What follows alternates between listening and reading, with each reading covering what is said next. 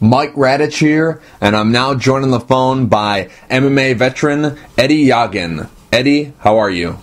Good, just resting, tired. How's the weight cut going? You don't sound too excited. Is everything going well? I don't know anyone that's excited about any kind of weight cut, but like I said, I'm resting. I'm walking around at 150, so it's no problem for me. Just waiting for the weigh-in sucks because you don't want to take a sip of water until the weigh-ins, but it's no big deal. I see. Well, you got a fight coming up tomorrow night. Tachi Palace fights 19. You're fighting a familiar foe, a guy that you fought in the past. You fought him back at Tachi Palace fights 2, Diego Savara. Is this a fight that you wanted for a while? Because I know, obviously, you wanted it enough because you signed on the dotted line to fight him tomorrow night. But is this a fight that you went back to, thought about, and was like, you know what, I'd like another shot at this guy? Not really. Right. I'm just trying to hit the big show. You know what I mean? Like, if I have to take certain steps to do so, then I do it. If I gotta bite the bullet a couple times, I gotta do it, just to get to where I need to be. I see. So it's not like it was requested, but I think everybody wants to see it anyway. Now, we know your story. It's been well documented on what happened to you. But I'm just curious, what exactly happened with the UFC? Obviously, it's been a while since we've seen you in action. It was April of 2012 was the last time you fought, and that fight was against Mark Hominick in the UFC. But since then, we haven't seen you in action, and we're a little bit surprised. Fans out there, media members out there are a little bit surprised that we're seeing you return to the cage, but it'll be in Lemoore and not in the UFC. So what exactly happened with the UFC? Why aren't you fighting there? Well, UFC said that they're uncomfortable with my head injury, my past head injury, and so they cut me, and now I gotta fight my way back up. Which sucks because my last fight was Friday night, and I had 2 fights left on my contract, and they screwed me over. Plain and simple. UFC screwed me over. Plain and simple. Now, when exactly were you cleared to take a fight? How long ago did that happen? I got cleared last year from 2 different doctors. 2 different neuro doctors I got cleared on paper. Now, the UFC releasing you, was that more of a, caution? Did they take caution? They don't want to see anything bad happen? Or was it something where their doctors didn't clear you? Did you even meet with any of their doctors? What exactly happened? Is it just something where they don't want to take the risk? Or is there something else? I tried scheduling Go ahead. Appointment numerous times with the UFC doctors, and they didn't even bother to look at me. That's how much they didn't care about me. They didn't even bother to even look at me. They didn't even bother to even talk to me. That's how bad it was. Right.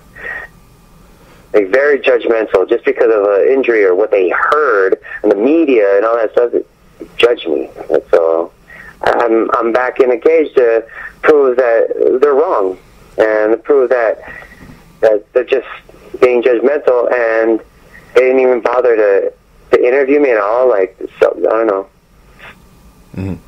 How long ago did you get the release from the UFC? I don't know. You gotta ask my manager about that. Oh. You gotta ask Jason House, because he did all the talking. Oh. So you never talked to Sean Shelby, Joe Silva, any of those guys? They just... I never talked to any of them. Jason House gave me all the information. So, whatever my manager told me is what I assume. So they never checked up on you at all through the whole process. Do you ever remember getting a call from them? They never even called to see if I was okay. Well, that's it's pretty cold, I must say. Yeah, that is cold. Yeah. They did not even call to see if I was okay. Not even a meeting with me to say, "Oh, we're cutting you." Nothing. Just, "Oh, Eddie, good luck." Yeah, that's so bizarre because, you know, like you said, came off a big win, fight of the night. You know, a guy who you know showed ability to be a contender in the UFC, and then they just let you go like that. It doesn't sound right. It doesn't feel right. Exactly. Yeah. I don't know. Doesn't sound right at all to me either. But you know, for me, not even to get any kind of a meeting or any kind of some kind of respect to me at all. No call, no nothing, just nothing. Everything came from my manager's mouth. So whatever it is right now is whatever I'm doing now is based on what my manager is information that he's given me. So. Now, did they or did your manager tell you? Maybe they told him, but did your manager tell you what you have to do to get back in there? Because there was a guy named Brian Foster who had a similar injury to you, and they still won't let him back in. He's like 12-1 in his last 13 fights, and they're not taking a flyer on him. So, did they tell your manager anything about what you have to do to get back there? No, I'm probably not going to go back to UFC. Oh, okay. Is it more based on what they did to you, or is it more based on just they might not be interested in revisiting that when you have some sort of injury that they deem that, you know, you shouldn't be fighting with? Exactly what you just said. Okay, I see. Now, I'm very curious about this, because this, you know, is unrelated to your injury, but you were a part of the infamous UFC 151 card. You were supposed to fight Dennis Seaver. A lot of guys, when that fight got canceled between John Jones and Dan Henderson, and then when Chael Sonnen came in and John Jones refused to fight him, that whole card got canceled, and guys like Dennis Hallman, Charlie Brenneman were coming out of the woodwork saying, you know, John Jones, he owes me money, you know, he cost my family stuff, and I was really looking forward to fighting on this card. Now I'm getting that opportunity. How did you take it? Were you one of those guys who felt like betrayed by a fellow fighter that he didn't want to take a fight when you were preparing for a fight and took money out of your pocket? Like, how did you take that whole situation where here you were preparing for a fight and then a week out, no more fight and no more card? Well, you can't blame one guy for the loss of everybody's loss because of right. a guy that didn't want to take a fight. And it's stupid when you think about it. It's not his fault. It was a last-minute thing. I mean, I would have took the fight. Honestly, I would have fought anybody if they put whatever show they put me on, whoever opponent they put me with, I would have fought. Doesn't matter. But he has his reasons, and it wasn't meant to be, you know? I see. Sometimes God works in mysterious ways, man. You don't understand why he works that way, but sometimes it's a blessing in disguise. I don't know, you know? Then the fight was scheduled to take place in December of that year. They rescheduled that bout. But then in November, we got word that you had suffered this injury, and then were taken off that card. Did you even know that there was anything wrong with you? Like, do you ever recall anything where you're like, okay, well, maybe this is what caused it? Anything like that at all? Well, yeah. I mean, I think it was just a series of training that you know kept adding on to an injury and kept adding on and adding on and adding on. And because the July show got canceled, I was getting ready for a July show. Right. And then I get thrown into December show, so the whole year I'm sparring. The whole year I'm sparring with no fights. And the guys I was sparring with, they all go hard. Everybody goes hard. So basically, I probably went home with concussion in July or something. And sparring and sparring and sparring and never taking a break. Eventually, I got hit harder and harder and harder. And when we spar and we go home, we don't know we have concussions. go home regular. Right. Go home, sleep it off, go back to training the next day. It's not like every day we go to training, there's a doctor there saying, hey, you feeling okay? Right. You know? Right. Everybody goes home regular, you know. And I think it was just a small concussion, and it just grew and grew and grew and grew because of sparring and getting ready for competition. Mm-hmm. So it's different with the way I train nowadays. It's different, you know. I'm not going in every sparring day trying to take someone's head off. Right. Because it doesn't make sense. Right. You know? It's good to do that every now and then just to see where you're at. But if you're doing it twice a week, then it's bad for you. And that's what I was doing. I was doing it twice a week, sparring hard twice a week. Bad. It's not good for you. Mm-hmm. Mm-hmm. Now, have you changed up what you do in training based on this injury, or did you kind of know before you suffered this injury that, all right, things have got to change. I can't continue doing this. I can't see myself having, you know, a lengthy career or, you know, continuing on my career. You've already had a lengthy career, but extending it longer if I continue to train, or is it just solely based on this injury that you've changed it up? Well, if I based it on before the injury, then I wouldn't have gotten injured. Right. Right? Right.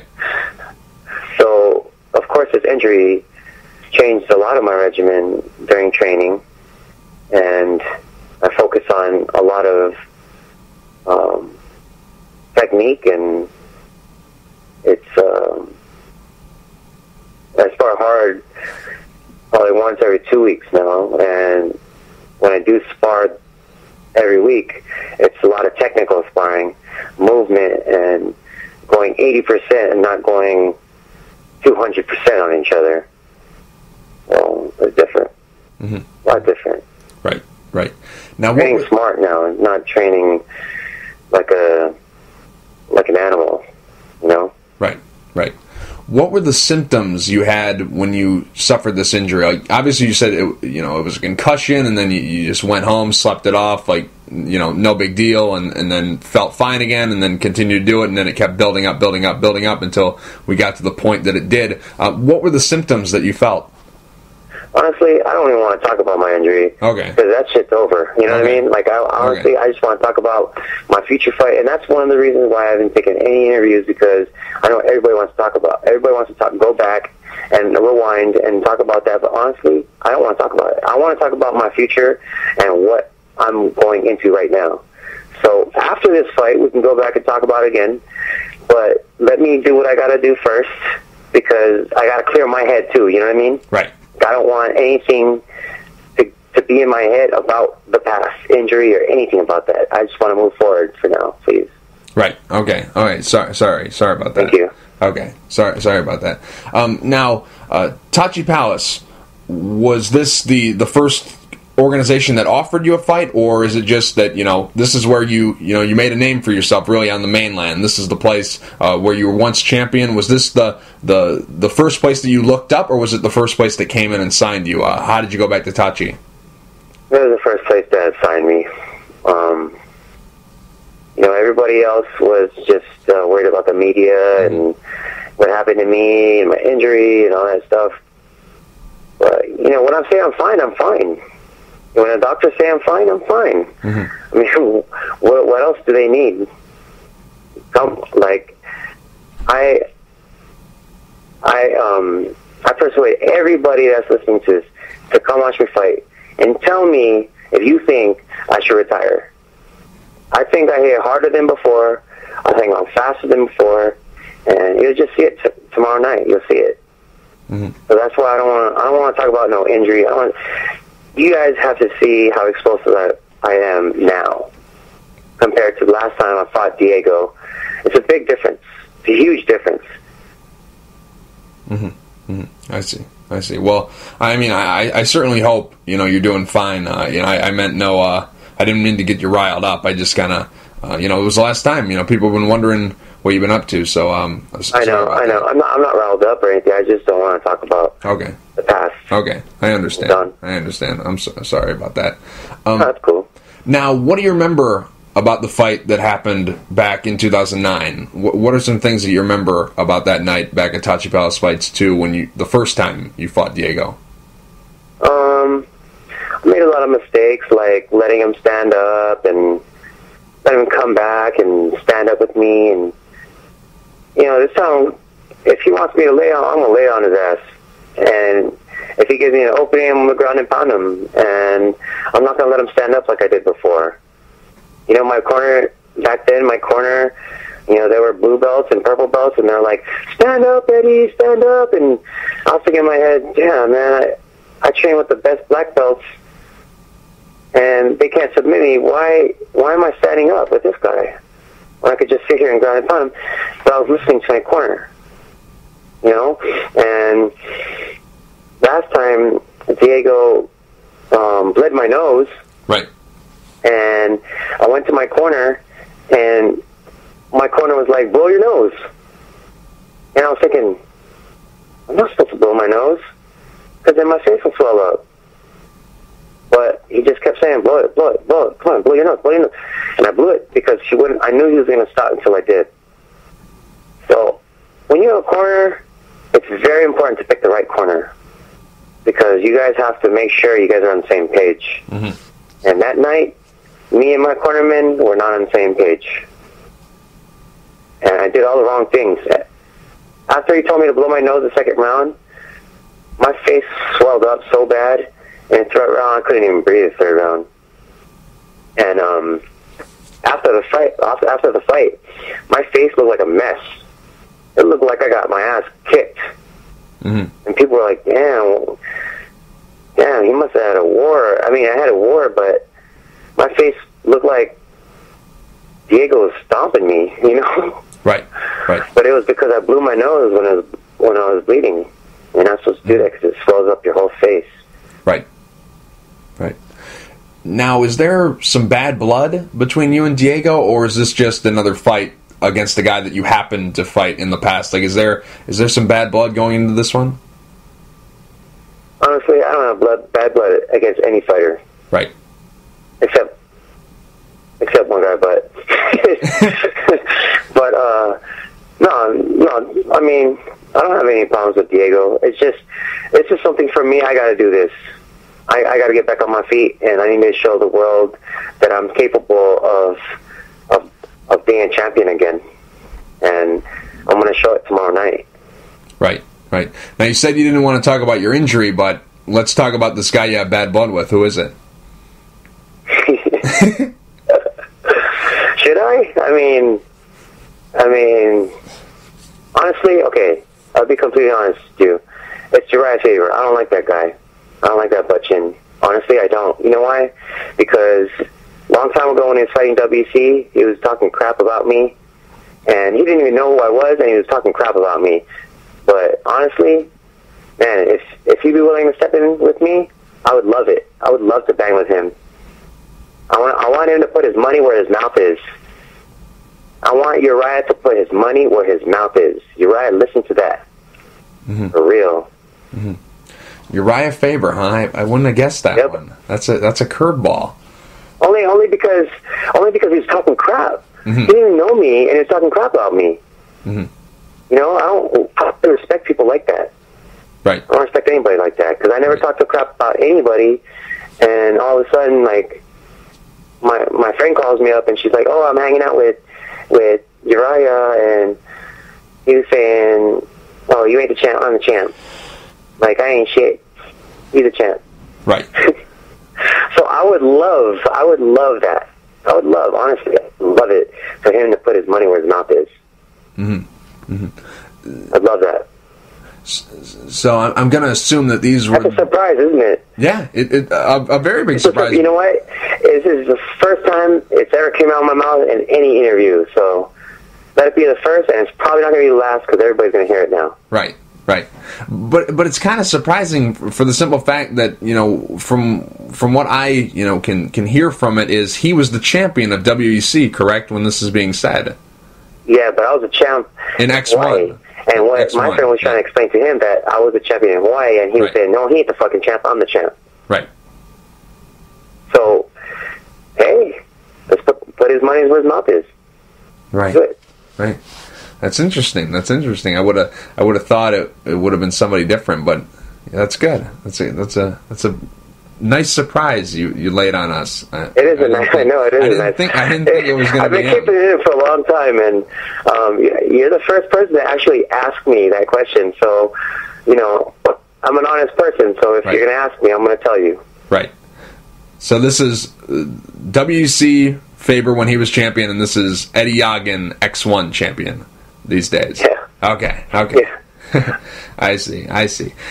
Now, this fight coming up at Tachi Palace tomorrow night, what are you looking to showcase? Obviously, you know, you said you've been working on some stuff. You said you're going to come back better than ever. But what are some of the main things that you're looking to prove to the people, and also what are some things you're looking to showcase tomorrow night? I'm not trying to prove to people anything. Right. Just that I am back, and the only thing I'm trying to prove is to myself that I won't make the same mistakes I did last time, and I am going to capitalize on the things that I've been training on, and I'm a different fighter, a much mature fighter than the time I fought him the first time. You know, that was 5 years ago, and I think I've matured so much more since then. If you go back and you see my fight with Diego the first time, and then you go and compare that fight with the Hominick fight, it's a big difference, huge difference. And it's because of watching that Diego fight the first time, I hated it. I hate every single time I play it. I hate it. Even till now, I freaking hate that fight. Right. So there's a lot of changes I made based on that fight. Even by the time I hit UFC, I changed everything. My regimen of training, you know, everything, and you know, it's different now. Let's see. I see. Now, you're still training out of Alliance? No, I moved back to Vegas, and I'm just training with specific people and taking training partners. Like, basically, I turned it back to the way I used to train in Hawaii, when we used to just get a bunch of people and do rounds and a lot of drilling, drill. And when we drill, we have like 5 guys, and each for 1 minute, and they're drilling they're drilling top position on me, side mount in my guard, and they're all fresh. Every minute someone's fresh, and every minute someone jumps in. A fresh guy jumps in to kill me. Right. And the guys that I'm training with is not, you know, they're not going to be like, they're going to be guys that know ground game. So I don't know. I'm just ready. Right. Any names that we would recognize that you're training with now?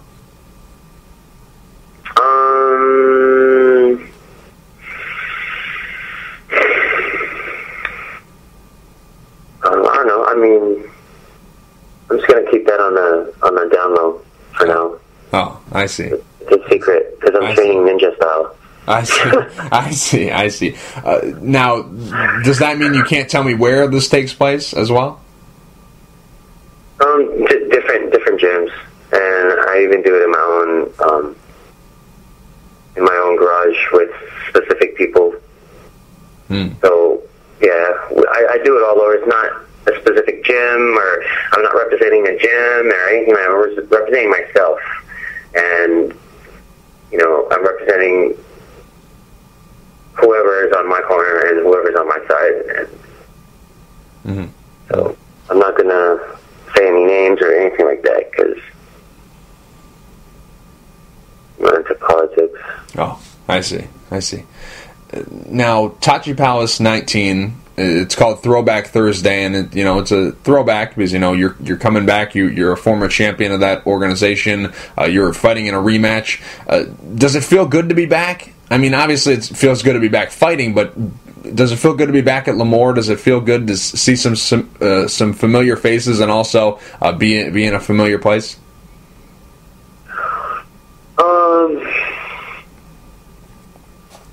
Honestly, the way you asked me is like, do I feel good about it? Honestly, I don't, because I feel like I should be in the UFC still, but right. Because of what UFC did to me, I am happy to fight for Tachi Palace, and I respect Tachi Palace for giving me this opportunity again. Right. So, I mean, as far as Tachi Palace goes, like, I love Tachi Palace because they always took care of me from day one. But for me, I'm taking this fight because I need to get back on my feet, and I need to prove to the world that I'm not done and I'm not retired yet. Right. Right. Well, my question was going to be... sorry. Well, my question was going to be, if you're not fighting in the UFC, is the next best place to be Tachi Palace because, of what you've done there in the past, but you said that you don't really have much interest in going back to the UFC, so it kind of had to change it up on the fly. Yeah, I think we're looking towards Bellator, probably. Yeah. I see. Does World Series of Fighting, does that interest you at all? Because obviously, you were featherweight champion, and then Georgi Karkanian, he was the featherweight champion of Tachi Palace, and now he's the featherweight champion of World Series. Does that interest you at all? A fight with him?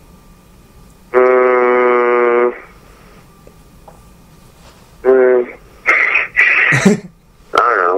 Not really. I mean, I just want a ticket to the big show. Right. You know what I mean?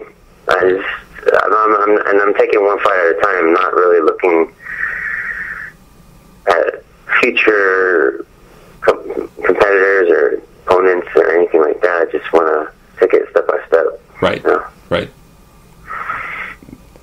But that's only if Uriah Faber doesn't get offered to you. Then you'll. Yeah, only if Uriah. Only if you're money where the mouth is. Yeah. Then I don't know. Then you'll start looking for it if he gets offered. Yeah, then I'll start looking for other people. But right. When Uriah Faber wants to put his money where his mouth is, then we'll talk about other things after that. Right. I hear you. A couple more questions, Eddie, and I really appreciate you taking the time. I know you're going through a weight cut. You have this fight coming up tomorrow, and I know you're... Yeah, sorry if I seem a little grouchy, but yeah. I am very, very thirsty, and I'm very hungry because I've been dieting for so long. Right. My opening question was going to be, do you want to kill me? Do you hate me? Because I'm bugging you with all these questions. Like that's how I was going to open, but you didn't. I didn't want to go that way. But that was going to be my opener. Was do you want to kill me? I was laying in bed when you called, and I was resting when you called, and now I'm up and I'm all like amped up. So it's all your fault, dang it. Well, that's my life story. It's always my fault. So. I'm at you, man. It's cool. It's all good. All right. Sounds good. Anyways, Eddie, what's the schedule looking like from now until the fight? Because obviously you have to weigh in later today, but do you have any pre-fight rituals? Do you have any things that you do leading up to a fight? Is there, from now until the fight, what's your schedule looking like? What will you do from after you weigh in till you're walking out there to fight on tomorrow night? Usually when it's weigh-in, I usually cut the night before, and not completely. I cut about 3 pounds away, and then the whole day I usually just rest in the room, and I end up like pissing the rest out. And by the time I make weight, it's like 3 o'clock in the afternoon, 4 or 5 in the afternoon. I've already pissed the 3 pounds off, right? And I rest all the way, and then after I weigh in, I pound Pedialyte, and then after Pedialyte, I pound food, and then I go upstairs and I rest. And I just usually I'm resting full, my stomach like full because I'm so full of food. Right. I sound weird. I feel like I sound weird right now. No, you sound great. Okay, thanks. Yeah, I've really enjoyed this talk, and I'm glad you're doing well. I'm glad to hear, and I'm very glad that you're fighting again. You know, I was worried about you. I didn't know, and then I found out that you're fighting on this card, and I'm like, you know, this is great. I'm happy for him. So, you sound great. You sound perfect. Now, when does your game face come on? When does Eddie Yagin go away, and when does the Filipino Phenom come out? Do you already have the game face on? Is it when you're at the weigh-in, when you do the face-off? Is it when you show up at the venue for the fight? Is it when you're in the back warming up? Is it when you walk out? You know, when do you get your game face on a fight week?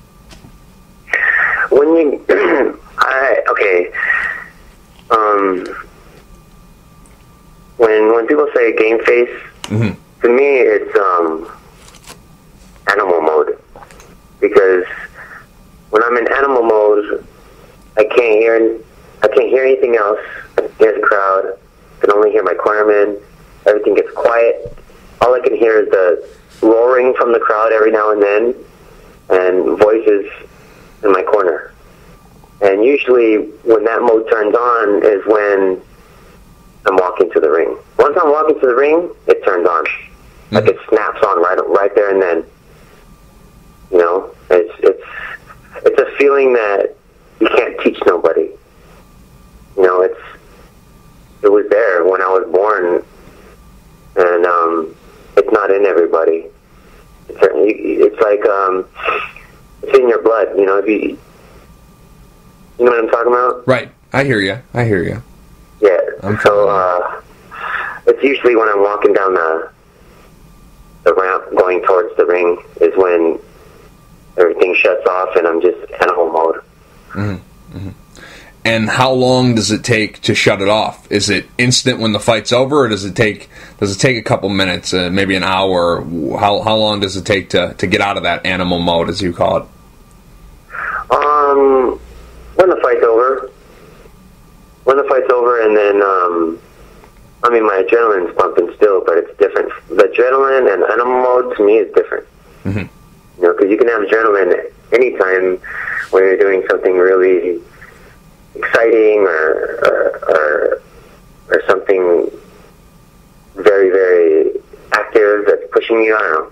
But for me, it shuts off right when the fight is done. Well, right when I hear the last bell, or when the ref says enough, or stop, or let go, then I wake up. It's like I wake up from a dream.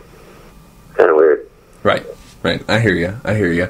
Now, how much of your fights do you remember, like, in the moment? Like, do you remember the stuff happening, like, an hour after the fight, or is it kind of something where if you go and watch the footage, you'll be like, okay, now I remember doing that. Like, I vaguely remember doing that. Is it something like where you're so much in that mode where you don't really realize what you're doing until you see it later? Is it something like that? I don't remember anything after my fight. After my fight, my corner was like, oh, that was good, when you did this and did that, that was fucking bad, or excuse my language, that was nice what you did. And I'm like, really? I did that? Like, right. I don't even know. I have to go back and rewind the tape and watch it. Right. Yeah. So do you have a game plan going into this fight? I mean, obviously you're not going to tell me what it is, but do you have one? Is that something I'll tell you what it is. My game plan is to not make any mistakes. I know you're used to hearing, I'm going to take them down, and I'm going to ground and pound them, or I'm going to stand up and sprawl and brawl, and my game plan is to not make any mistakes. Because if Diego went back to the tapes, I mean, if he thinks that I'm going to be like before, then, man, he's got something coming. But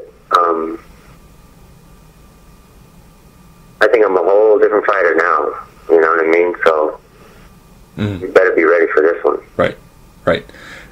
Now, obviously, you're going to find out tomorrow night, but how different of a fighter do you think he is than the guy that you saw 5 years ago? I don't think there's anything that he has that he could bring to the table that he could do. I mean, I don't know if you've seen the first fight, but as sloppy as I was, you know, I won that fight. I feel like I won that fight, but because of a cut, right, a minute before the whole fight was over, stopped me from winning that fight. So this time I'm not going to make any mistakes. This time I'm not going to let him punch my face. Last time I let him punch my face. You know, this time I trained a lot with defense, and I noticed a lot of times my nose would get broken because of my defense. And I changed it up a lot. I'm a great counter fighter, and your best defense is a counter. But not all the time you're going to be able to counter, and sometimes, you know, when you're fighting the best, they're going to get something in. So all these years of training and fighting, I never concentrate on my defensive strategy. You know, and when I went back and watched all my tapes and realized certain things, is my defensive strategy that was killing me. Right. And I was so used to countering that I didn't have a plan B when I couldn't counter. Right. You know? Right. Sometimes you have to be on defense. You have to be on defense.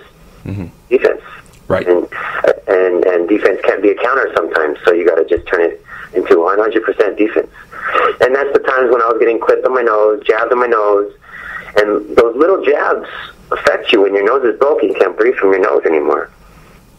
So I learned how to keep my hand where it should be, to where it's going to deflect any punches coming to my nose. Mm-hmm. I'm excited to show you, man, because I'm a different fighter now, and, you know, I want to show you what I'm talking about instead of explaining myself. Right. Well, I'm excited to see it. I'm going to be tuned in tomorrow night. I guarantee you that. I can't wait for this one. Do you use visualization in your training? Like, have you played this fight in your head over and over again preparing for this one? I never do that. Okay. To me, that's a waste of, it's stressful when you do that. Mm-hmm. It's a waste of energy because your heart's pumping when you're doing it. Right. So if I can not think about him until we fight, it's perfect. Oh, okay. My cornermen are the ones that go home and they watch and they analyze. But me, I don't want to do that because it stresses me out. And then it makes me hate the things that I did. Right. I mean, I've watched it to a point where I don't need to see it anymore. It's like I memorize the whole fight. Mm-hmm. Right. And I just know where my boundaries are and what mistakes not to make again. Mm-hmm. I see. Well, Eddie, go back to relaxing. I know you have to weigh in later today. Go back to relaxing. Lie down. I appreciate your time. I really do. I know you're going a weight cut and all this stuff, and the last thing you probably wanted was a guy like me bugging you. But real quick before I let you go, do you have any sponsors you'd like to thank, and is there anything you'd like to say to the fans? I just want to thank Tachi Palace for giving me this opportunity, and Iridium Sports for helping me out throughout this. That's it, and thanks for the interview, man. Mm-hmm. Eddie, thank you for taking the time to talk. I really appreciate it, and best of luck coming up tomorrow night. Welcome.